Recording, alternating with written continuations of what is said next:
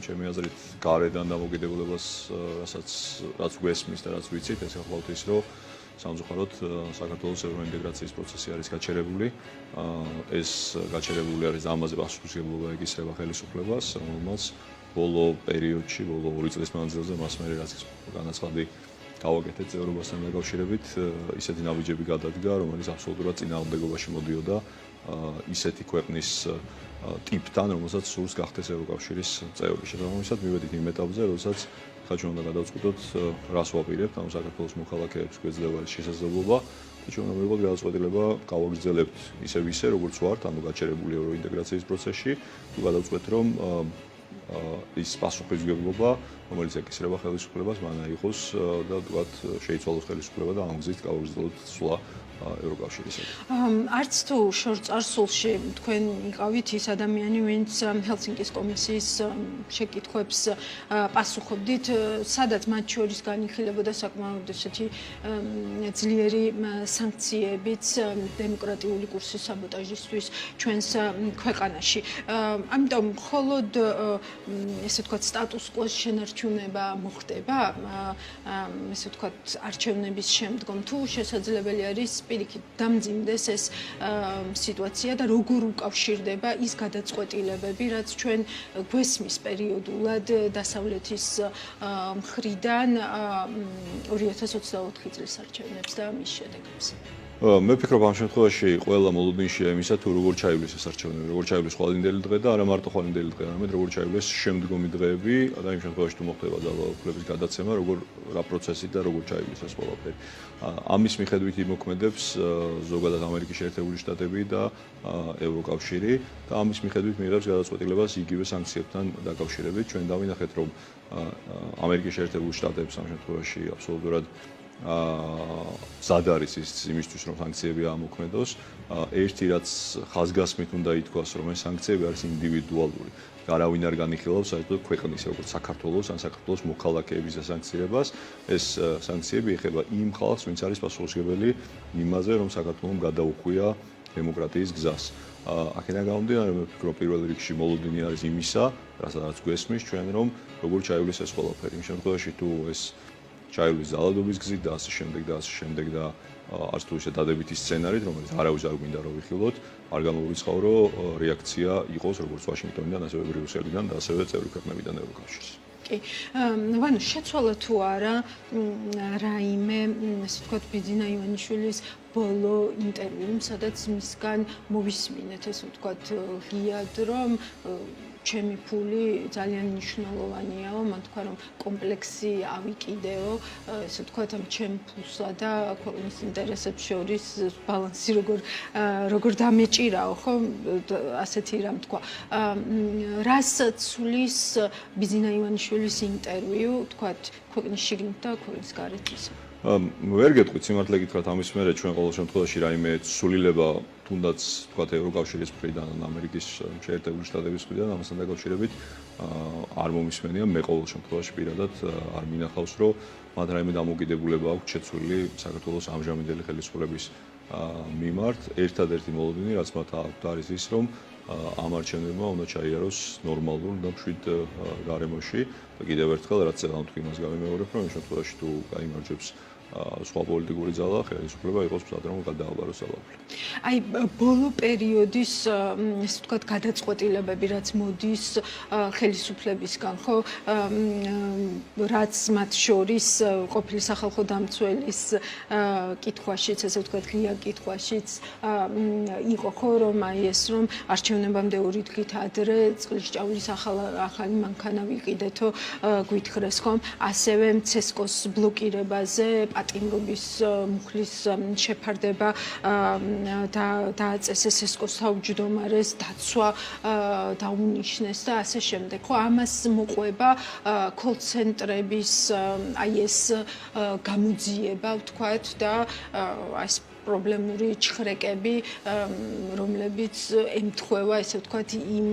ადამიანების ჭხრეკას, რომლებიც კონკრეტულად რუსული დეზინფორმაციის კვლევით იყვნენ დაინტერესებულები და ამ საქმეს აკეთებდნენ. ხომ ეთო ბუზიაშვილის შემთხვევაში საერთოდ რუსეთის ოფიციალური პირების განცხადებები არსებობს და ასევე მას აქვს მიღებული ნატოს ჯილდო სწორედ ამ საქმიანობის კეთებისთვის. აი მთელი ჯამურად რომ ავიღოთ აი ეს სულ ბოლო 2-3 დღე ხომ არჩევნებამდე რა სიგნალია ეს და აგიქმება თუ არა ეს ყველაფერი სწორედ ამ წინა საარჩევნო კოდексში. მე მგონი ეს არის უბრალოდ რაღაცა დაშინების სიგნალი, რომელიც იგივე კიდევ ერთხელ მინდა რომ სოლიდარობა გამოხატო იმ ხალხის მიმართ, ვინც ამ ბრძოლის ველზეა და ვინც ამ დღეში არის დღეს, იგივე თოს და სხვა ჩემი კოლეგების მიმართ. უბრალოდ ეს არის სიგნალი იმისა, რომ მოხდეს მათი დაშინება, მაგრამ მე ვფიქრობ, ალბათ ყველა უნდა ისწავლოს გაკვეთილი იმასთან დაკავშირებით, რომ ეს მეთოდები საქართველოში არ ამართლებს, ხო, იმიტომ რომ ჩვენ ნახეთ სულ ახლახანს, რომ ყოველი დაშლილი მიტინგის მერე, ვთქვათ, როცა იყო რუსული კანონის წინააღმდეგ გამოსვლები, უფრო მეტი ხალხი მიდიოდა და უფრო მეტი ხალხი აპროტესტებდა, ასე რომ არ ვიცი, შეიძლება სადღაც ამ მეთოდებმა იმუშაოს რომელიმე ქვეყანაში, მაგრამ ჩვენი ისტორია ალბათ იმას გვეუბნება ყველას, რომ საქართველოს შემთხვევაში ეს დაშინების მეთოდები, როცა საქმე ეხება ქვეყნის მომავალს, საქმე ეხება ქვეყნის ევროკავშირისკენ სვლას და ნატოსკენ სვლას, მე მგონი ეს ნამდვილად არ ამართლებს და ამას მოსმობს ყველა ნებისმიერი ხელისუფლება, წინა ხელისუფლებამ ნახა ეს, რომ ესე არ მუშაობს სამწუხაროდ თუ საბედნიეროდ ჩვენთვის, ხო, სამწუხაროდ ალბათ იმათთვის და საბედნიეროდ საქართველოს მოქალაქეებისთვის და ქვეყნისთვის. არ ვიცი თქვენ ხართ თუ არა იმ ჯგუფებში, ორგანიზაციული ჯგუფები არის დაიტოვე, ესე ვთქვათ, 26 ოქტომბერი და იქ იგრძნობა ხოლმე უცებ ეს მობილიზება, როდესაც ადამიანები დგას რეალურად მთელი ეს საზოგადოება. და ასევე ახალგაზრდები, რომლებმაც დღეს მარში დაანონსეს 7 საათზე, ასევე ვთქვათ საქართველოს ევროპული მომავლის, ესე ვთქვათ, მხარდასაჭერად. ხო, და აი მაგ ჯგუფებს რო შეხედოთ, ეხლა არ მგონია ვინმეს იკეთებოდეს, რომ ამის ეშინია, ხო, ანუ შესაბამისად ჭავლის მანქანის შეძენა და ამის ანონსი არჩევნამდე 2 დღით ადრე მე მგონი არ მგონია რომ მიზანს აღწევდეს. ვანო, არჩევნებამდე 1 დღით ადრე რა არის თქვენი მთავარი სათქმელი? ჩემი მთავარი სათქმელი არის ის, რომ ძალიან იშვიათად ყოფილა თუ გავიხსენებთ საქართველოს დამოუკიდებლობის ისტორიას 90-იან წლებიდან დღემდე მომენტი, როცა ჩვენ უნდა გადაგვეწყვიტა საით წავიდოდა ქვეყანა. ძალიან იშვიათად ყოფილა ესე, რომ აი ვარიყავით აი ესეთ გზაჯვარედინზე, როდესაც ჩვენ უნდა აგვერჩია სად ვიცხოვრებდით ჩვენ და ჩვენს მერე შემდგომი თაობები. და მე მგონი ეს არის ჩემი მთავარი სათქმელი, ეს მინდა ვთქვა, რომ ეხა არის ზუსტად ის მომენტი, რომელიც შესაძლებელია ცხოვრებაში ერთხელ დადგეს ადამიანის ცხოვრებაში, როცა უნდა მიიღოს გადაწყვეტილება, სად ხედავს მის ქვეყანა, სად უნდა იყოს მისი ქვეყანა. და შესაბამისად ამის მიხედვით უნდა იმოქმედოს თითოეულმა ჩვენგანმა, იმიტომ რომ ჩვენ ვართ ის ქვეყანა, რომელთანაც ჩვენს უკან იყო თაობები, რომლებიც იბრძოდნენ იმისთვის, რომ საქართველო ყოფილიყო დემოკრატიული, ყოფილიყო დამოუკიდებელი, ყოფილიყო ევროპული სახელმწიფო, გულისხმობ ევროკავშირის გაერთიანების წევრი. შესაბამისად ჩვენ ერთგვარად რაღაცა ეს თაობა მაგალითად რაღაცნაირად ვალში ვართ იმ ხალხის წინაშე, ვინც იბრძოლა ამისთვის და ერთგვარად მორალური პასუხისმგებლობა გვაქვს იმ თაობების წინაშე, ვინც ჩვენს შემდგომ მოდის. აქედან გამომდინარე, მე ვფიქრობ, მთავარი მომენტი ეხლა და ჩემი სათქმელი არის ის, რომ აი ეს პასუხისმგებლობის გააზრებით მივიღოთ გადაწყვეტილება, ხვალ როცა ჩვენ მივიღებთ გადაწყვეტილებას თუ ვის ვაძლევთ ხმას და როგორი ქვეყანაში მინდა რომ ვიწყო. ხვალ ჩვენი არ იყოს თქვენ საკმაოდ დაძაბული დღე გექნებათ ჩემი ხმა ევროკავშირს ეს არის ერთ-ერთი არ ვიცი ალბათ ყველაზე მასშტაბური ესე ვთქვათ სადამკვირვებლო კამპანია მინდა რომ ცოტა რამ ამაზეც მომიყვეთ როგორი იყო აქტიურობა არიან თუ არა ესე ვთქვათ მუხალის დამკვირვებლების არმია ყავთ თუ არა გაწვრთნილი ადამიანების და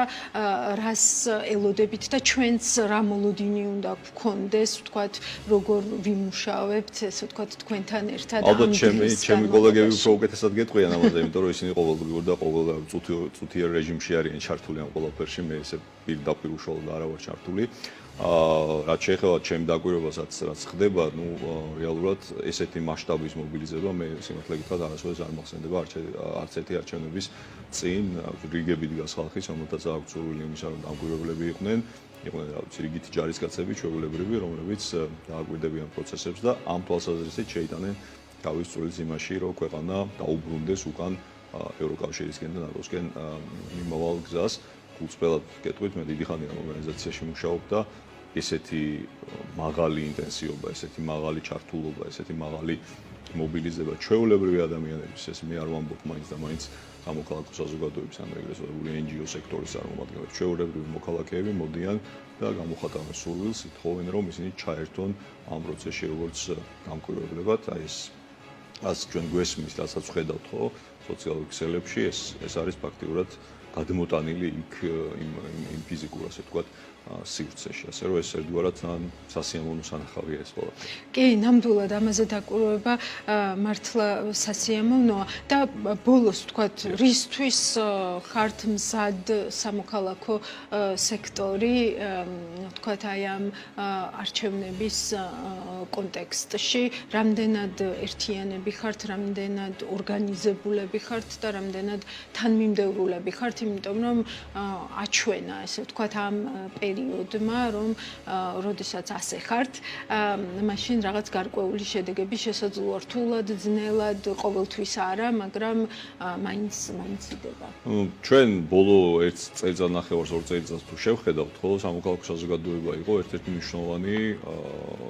ძრავი იმ პროცესების, რაც ხდება ქვეყანაში, ხო?